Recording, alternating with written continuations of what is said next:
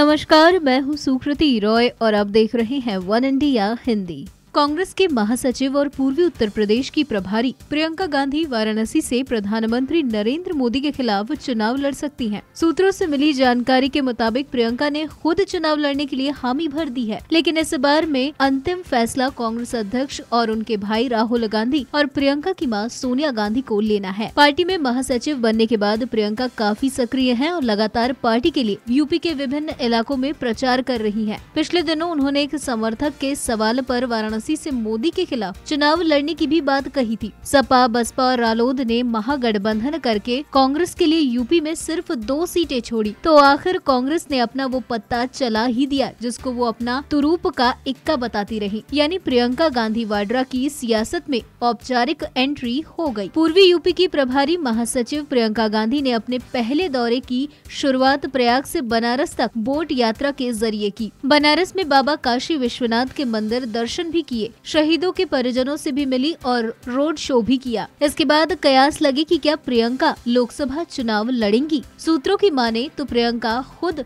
सीधे प्रधानमंत्री मोदी के खिलाफ बनारस से चुनाव लड़ने पर गंभीरता से विचार कर रही हैं। प्रियंका के करीबी सूत्रों ने बताया कि पिछले चुनाव में मोदी के सामने आप, सपा, बसपा, कांग्रेस चुनाव लड़ी थी। 2014 में मोदी के पक्ष में हवा थी। नरेंद्र मोदी अपने निकटतम प्रतिद्वंदी आम आदमी पार्टी के अरविंद केजरीवाल से 3,71,784 वोटों के अंतर से जीते थे। नरेंद्र मोदी को कुल 5,81,022 वोट मिले थे। वहीं दूसरे स्थान पर अरविंद केजरीवाल को 2,09,238 मत मिले थे। कांग्रेस प्रत्याशी अजय राय 75,614 वोटों के साथ तीसरे स्थान पर रहे। तो वहीं वाराणसी लोकसभा में बहुजन समाज पार्टी के प्रत्याशी विजय प्रकाश जायसवाल चौथे स्थान पर रहे। उन्हें 60,579 मत मिले थे। उत्तर प्रदेश की सत्तारूढ़ समाजवादी पार्टी के प्रत्याशी कैलाश चौरसिया 45,291 मतों के साथ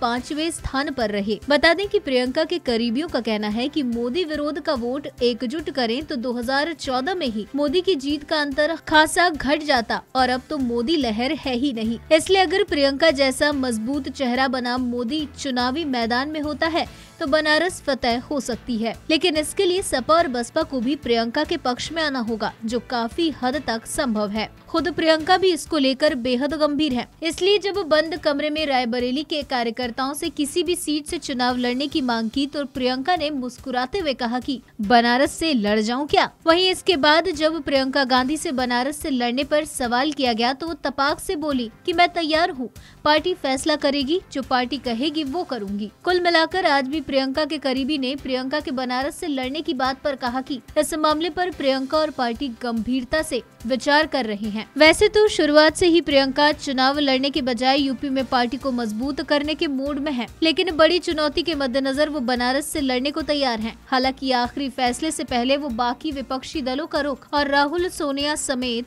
बड़े नेताओं से अंतिम चर्चा भी कर रही हैं। यानी अगर आखिर में प्रियंका ने बनारस से उम्मीदवारी जता दी तो 2019 में पूरा देश बनारस में एक ऐसा चुनाव देखेगा जिसका नतीजा कुछ भी हो, लेकिन इतिहास में हमेशा याद किया जाएगा। फिलहाल इस वीडियो में इतना ही। ऐसी ही कई अन्य जानकारियों के लिए बने रहिए हमारे साथ।